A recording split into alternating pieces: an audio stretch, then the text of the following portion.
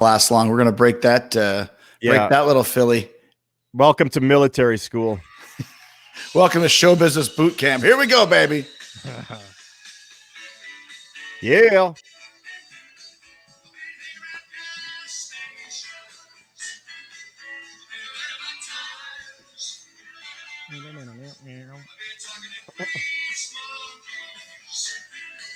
Grease monkey.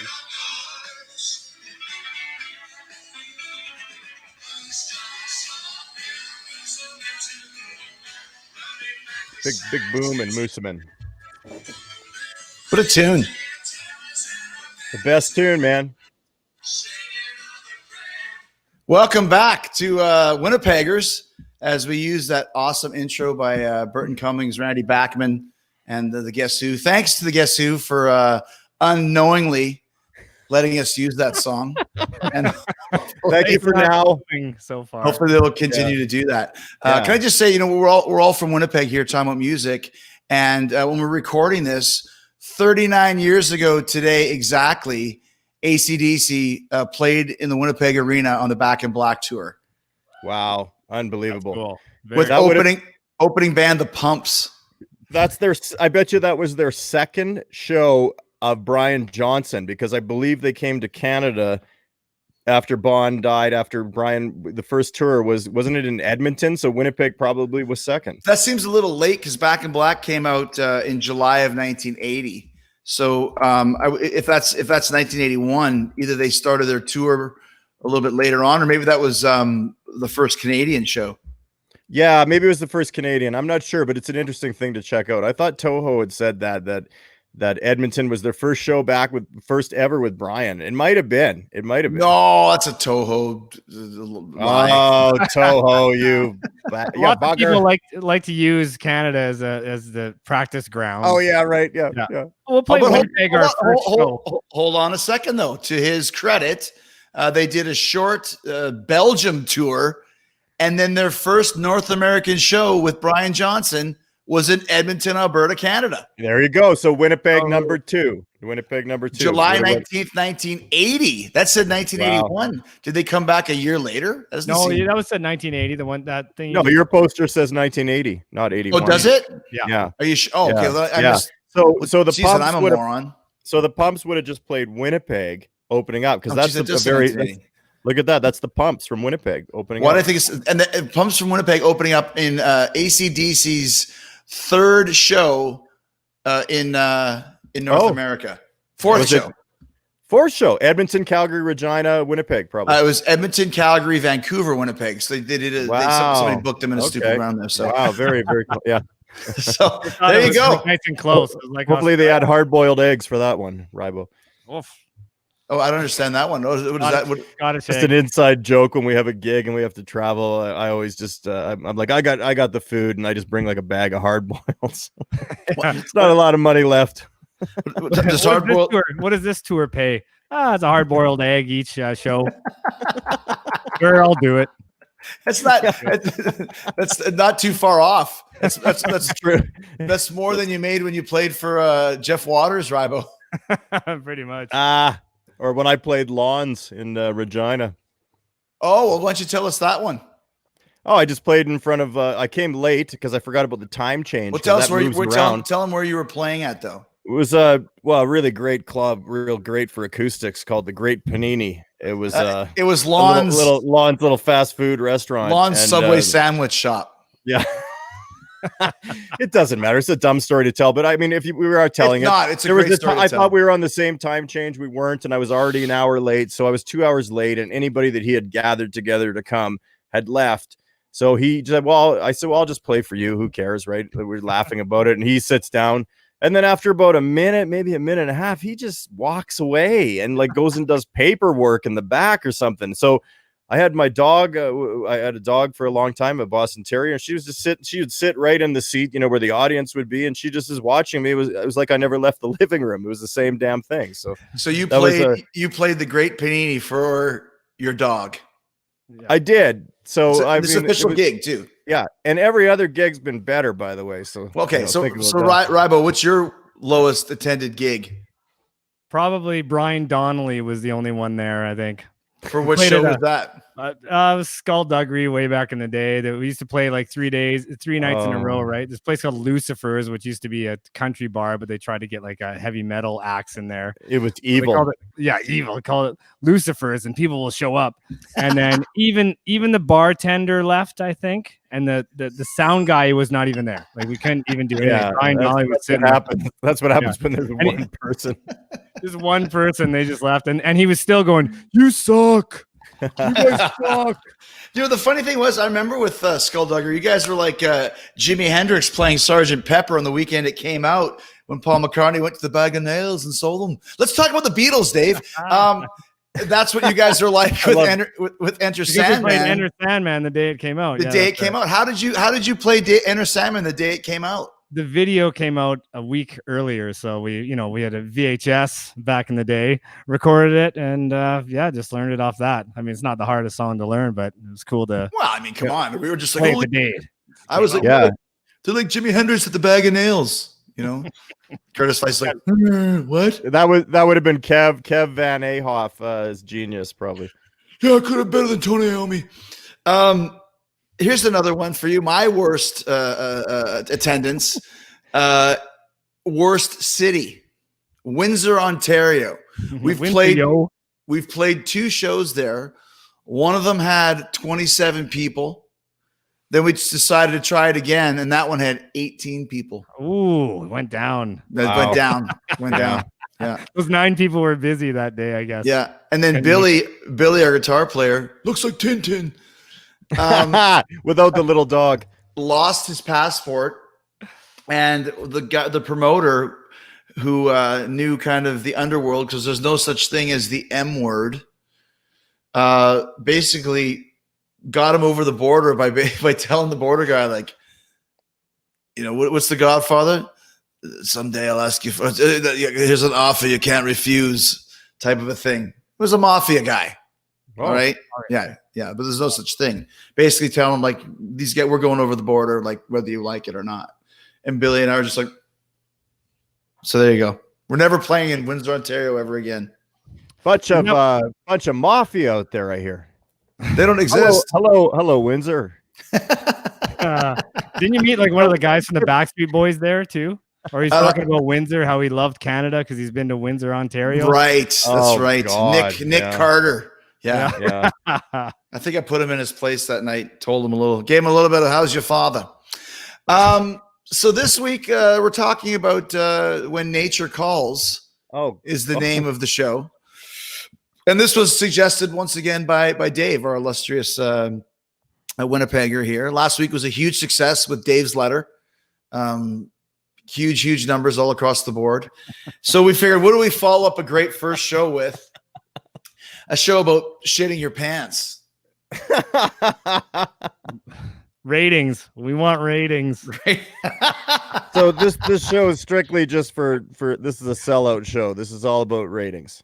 Yeah, we went for the lowest common denominator and decided, we really want to get things rolling right now, which might tie into this. I mean, is that that makes us very excited? Whatever you want, sure, doesn't matter. No, but we'll drive in a Toyota with the drums and everything. You got hard boileds? We're in. Hey, anybody? You got hard boiled? Bravo and I are in. Oh my God, we're in. We play for hard boileds. I'd like to actually, before we get to that, I think we need to tell the story about the water. We're talking about being on the road. Seriously? I think that's a great one. I guess so. Yeah. Well, so you got in trouble for taking a water from our dressing room. Man. This is crazy. You want the story? This isn't a story you would tell. It just buries everybody we know. It's so bad. I know we want ratings, but okay, let me do it. Okay, we'll drop the story, but basically you're still angry and still mad because you took a water. Let's talk about that on maybe another episode. Maybe after we talk to the lawyers. What we call there's no lawyers. Here's what we call planting the seed. We will tell the story about the water, and maybe we'll have a guest on that week. See what you think. Wouldn't that be great? I wonder who could maybe show up. Maybe 2 guys wouldn't mind sitting in across from us. All right, leave the story of the water behind. That Dave is still angry. It doesn't matter. It was this. How do you do this when you're on camera? This guy set me up. I'm positive. hear about the water at a later episode. Okay. Okay. All right. Let's talk more about shitting your pants, Dave. This is your brainchild. So you know what we got to do next week? Hold on. Here's what we're going to do next time. We're all going to write down topic ideas and submit them, and then all three of us are going to decide what topics we want. So, Dave, you got the first two.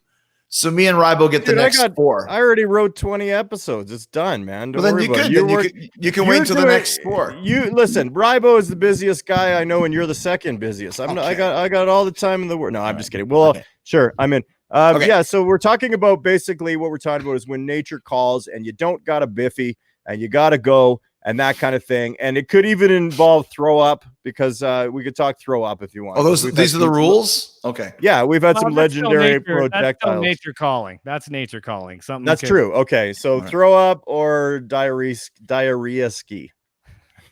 Well, I mean, anything involving bodily functions, I would think falls under that category. Well, let me ask you, like Rybo, what have you got anything, man? Here's my idea. You guys got anything? By the way, we put in all our suggestions. We all put in our suggestions, and we all came out with shitting our pantskis. We went to the shit section box. Same answer every week. I've never really shit myself in public. I've always had time to drop my drawers.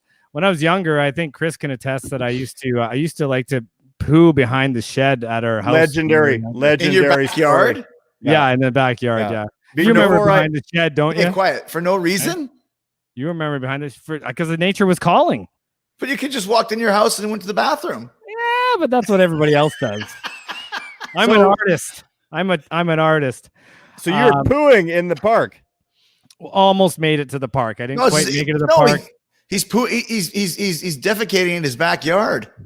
Defecating. Yes. I also pooed on my neighbor's yard. Well, actually, on the driveway. My brother and I have a song called "The Fate of Lynn Clark's Driveway." I'm not. Hello, Lynn. Hi, Lynn. Hope you're watching. Sorry about that. She was hot at the time. Well, not when I shit on her driveway. She wasn't. Well, no. But when you saw her at school under normal circumstances. Later, when I'd grown up, this was. I'm talking when I was really young. I was like way before my 20s. Well, how young are you talking? 12, 8? Oh, 10? Probably younger. Yeah, like 6 or something. Way before my 20s. So hold on. Let me put on my host. Let me put on my host hat here and back. Yeah, straighten it out. Yeah. When you're pooing behind your shed in your own backyard, is Al or Marilyn ever coming outside and saying, "Ryan, what the hell you doing?" Caesar in one hand and beer in the other. Pretty much. That's how I said I learned. Well before my 20s. Well, tell me how they discovered you. The guidance of my parents to not. Did they discover you at some point doing this? Yeah, he was discovered toilet training the hard way. It's like just let him think for himself. No more letting him think for himself. He shits in the park. Okay.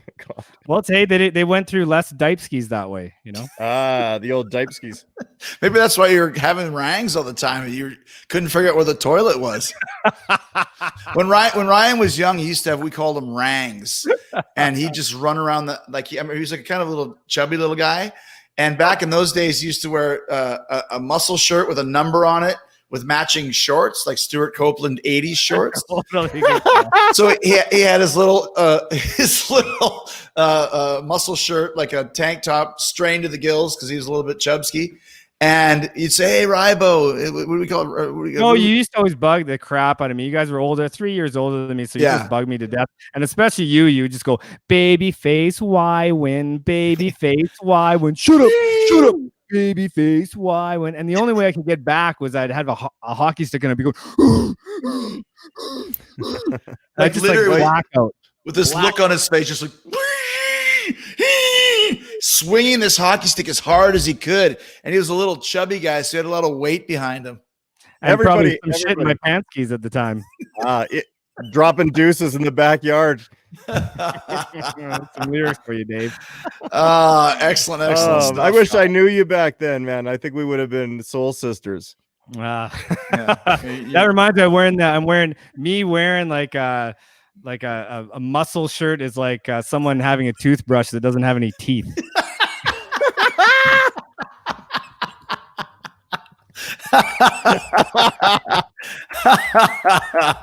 Oh my gosh! So you finally cured yourself of that.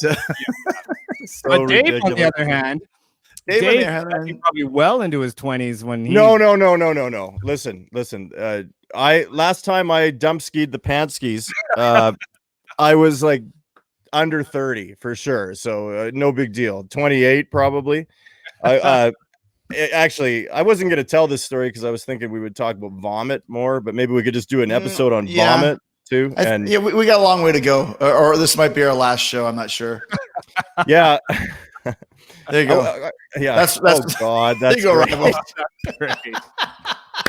I'm pretty good at this. I'm like Robin on Howard Stern. I'm coming up with all these cool little images. You're Howard and Robin. It's great. Exactly. You're Jerry Todd and Yin Lee Tang. Baba Booey. Jerry Todd. Nice. Todd. We forgot to talk about that on our Canada SCDV. We got to do SCDV. We got a lot of topics, but let's talk about. We're here to talk about Dave pooping his pants. Well, I didn't poop my pants, man. Don't throw it out like that. I'm not like Ryan pooping in the backyard all weird. I was 28 years old, so it was no big deal. I want to start it with that.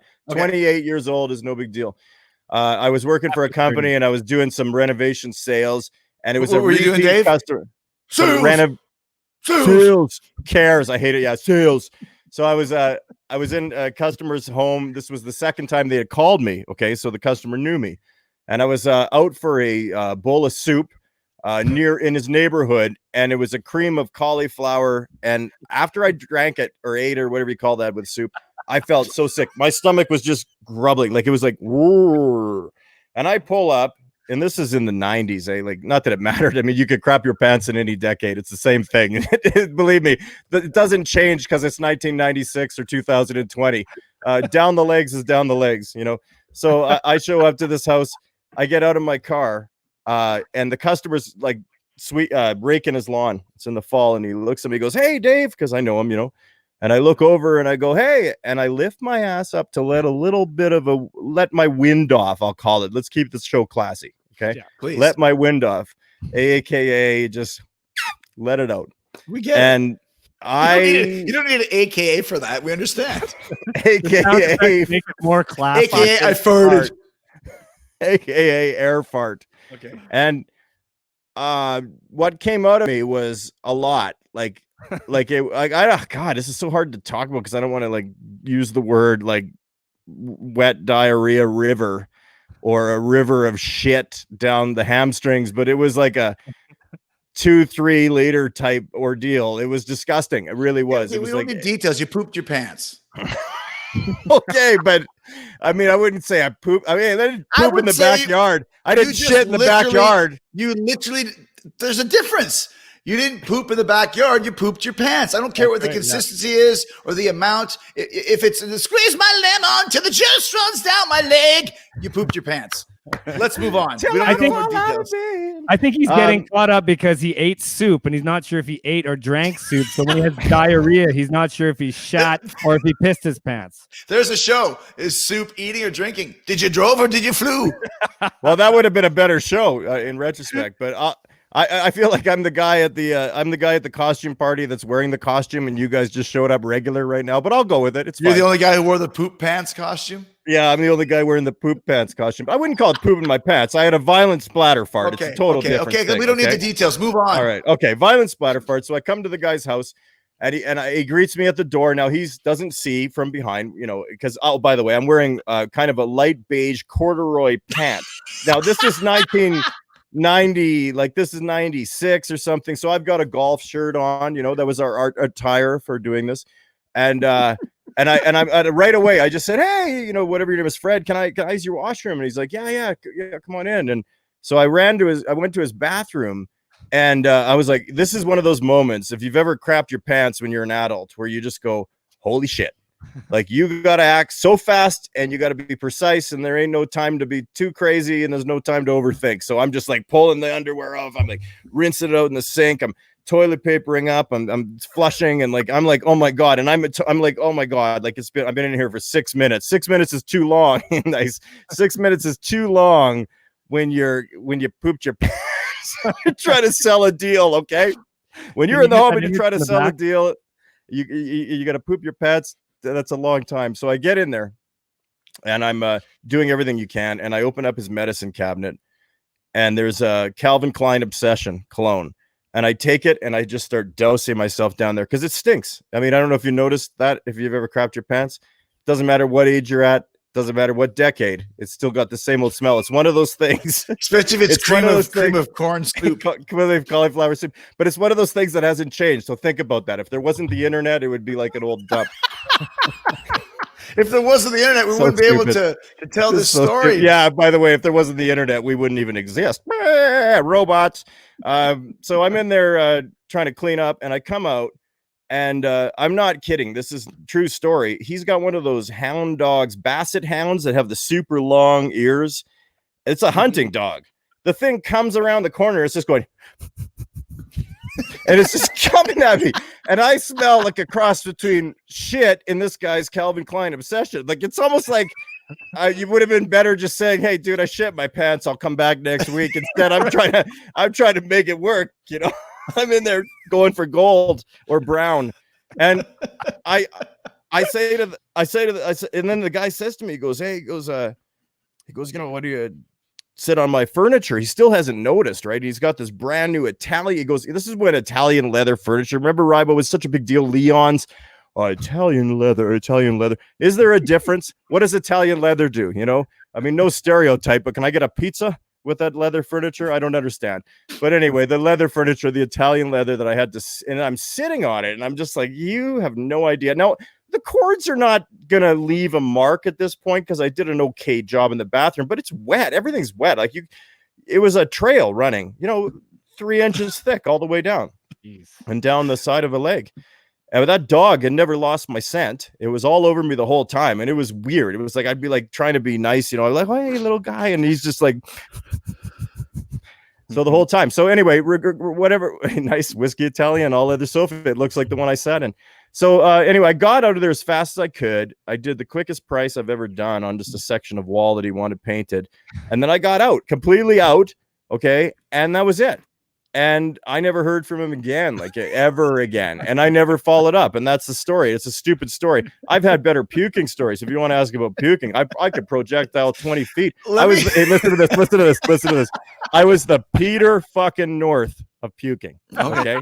I was the Peter North of puking. I could puke. I could hit you 20, 30 feet away with a good projectile. All right. I can throw in that was for Ryan. That was for Rybo. Puke story. But I think I'll finish it off. You any other puke stories as we start to wind down here? Rybo, any puking stories? Whoa. How about Ryan, who's down there right now? How about Ryan at Boston Pizza? Last time we were a few years ago when we were hanging out at Boston Pizza across from the old Birchwood Hotel, Winnipeggers, Holiday Inn West, shout out, fish in the aquarium, shout out. And Rybo puke skied at the table in front of us or something, didn't that it? Was terrible. You came, okay, so you guys are both somehow were staying at the Birchwood that night, Holiday Inn or whatever it is now. And I think this might be the same story where you lost your car, but I don't know if that might be for another episode. I don't want to talk about that. No, Speewee. But you guys are at the Birchwood, and we got this is back when we used to drink lots of Crown Royal. Oh, and you guys got a Texas Mickey of Crown Royal, and we drank it basically in one night, or like half of it. My good friend Chris Scholl's with us too, and we were out drinking all night, just hammered. We went to Rocky's Bar, whatever that was called, Dylan McHughes, whatever. The keg. Yeah, whatever it was. Anyway, we had a shot at Jim Beam, and then we went to Boston Pizza, and we were just hammered. I was just gone. It was unreal. And we're sitting there, we're going to order food, and I was just kind of sitting at the table like this.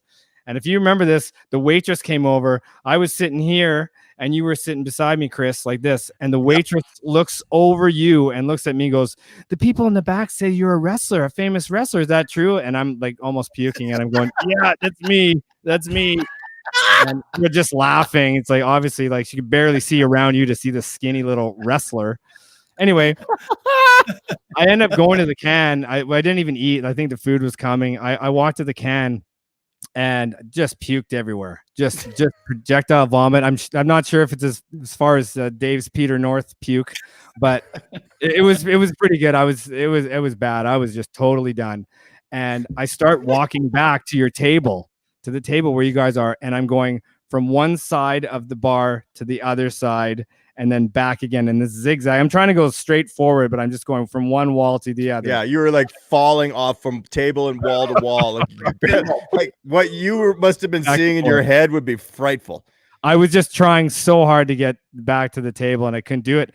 And on this one pass, I come back and I look and I'm heading right towards this couple they're sitting there like this, and they're got like a milkshake. They're sharing a milkshake together, having this nice little romantic dinner. Yeah, they were I'm on on a crash course collision with these fucking guys. I'm like, oh my God, here I go. I'm trying to go this way. I'm sorry, I can't do it. And they're kind of looking at me.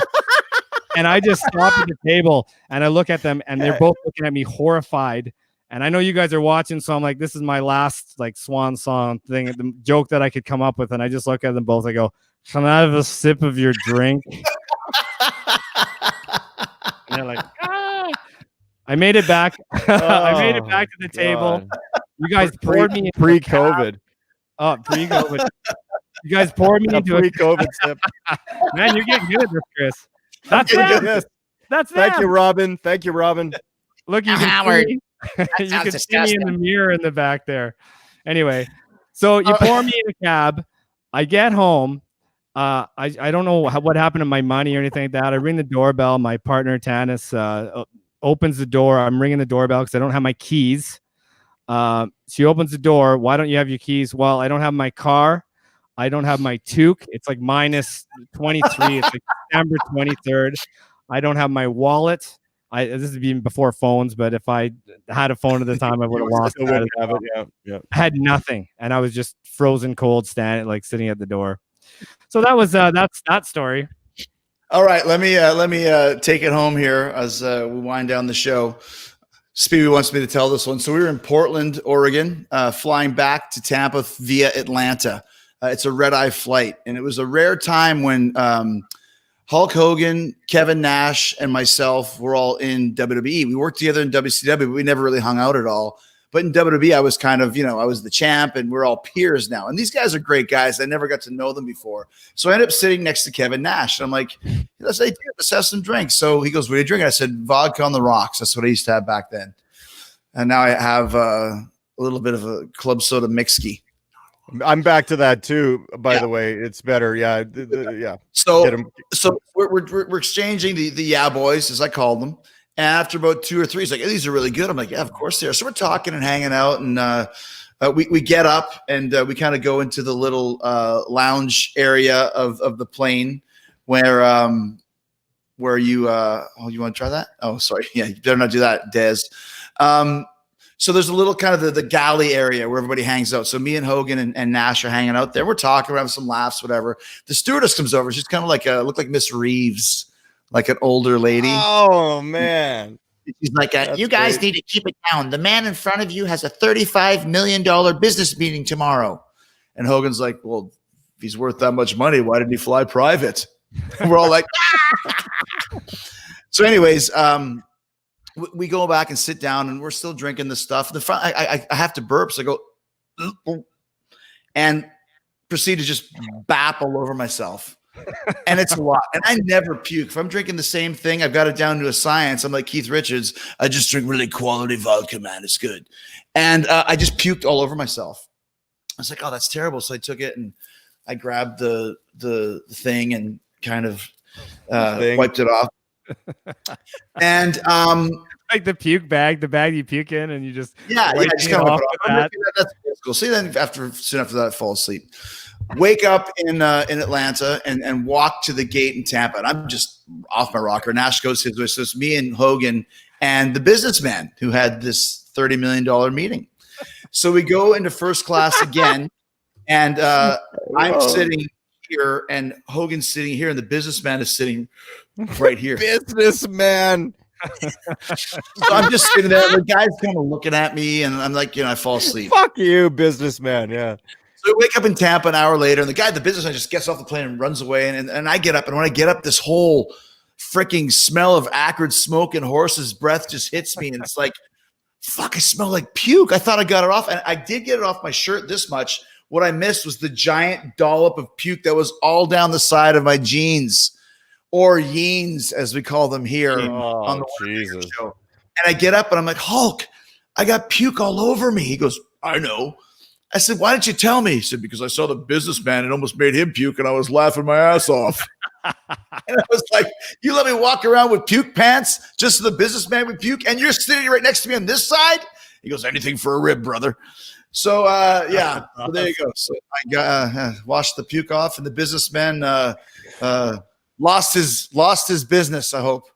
Yeah, no kidding. The $35 million deal, whatever. God, he's probably walked into the airport like, get those people out of the way. I've got a $35 million deal to close tomorrow. Gives a shit. One time I was on a late night flight, and there's this guy super belligerent, super drunk. They wouldn't cut him off. He was getting on my nerves. So we land. It was in Philly. We go to the bathroom, and I'm taking a leak ski over here, and I look right beside me, and it's the drunk businessman. He's like got his eyes closed like this. Right beside him between is his briefcase. So I just pulled the unit over from here over to there, and I filled his briefcase with a little liquid love. There you go. Urination. Urination. Ladies and gentlemen, what a great two great episodes. We did a really good job. I think we're trying to keep it real. We're trying to draw attention to people not telling the truth. If you shit yourself, you tell the story. If you puked on your dick, you tell the story, and that's the way it is. Right. If you caused a businessman to lose his $35 million deal, that's just how it works. You know what? Can we get that businessman on here? Do you have that kind of poll on your show here? I don't know what his name is or where he's from or anything along those lines. But would anybody would anybody mind acting like the businessman? Is there any actors out there that would come on the show just for us to pretend? That's where we're at our age. Now that we've started, hit us up on the social media hashtag Winnipeggers if you want to be on the show and act as the businessman who lost his deal because of my puke. Please come on board. Yeah. And can I say, if you could send a rehearsal tape of some form, not just anybody. We want to look at it. Like we're going to pick the worst one anyway. I would select another two fans to come on as Rybo's milkshake drinking lovers. Yes. And I would like to have the guy on who owned the Italian leather couch. Wow. Oh, how about that waiter? Oh yeah, different show. You drew the line on that one, right? That was too much. Yeah. You have to be wearing these. We're just gonna reenact. We're gonna reenact all of these stories later. Yeah. But actors. Here's a fine selection of corduroys if you want them. There's some really great legs in that shot. Some nice stuff. Do you have any in dark brown? Oh, are you playing Drop Dead? That's a great song. No, I'm playing fucking it's our outro. You can barely hear it, but that's there's a weird delay with us, but I'm sure it sounds great to everyone there. Cool. Well, it's great because YouTube can't shut us down because we're playing a little bit of Guess Who. So, guys, we'll see you next Thursday right here on Winnipeggers. Winnipeggers. Winnipeggers. Winnipeggers. We got to write a theme song. Winnipeggers. Oh, yeah.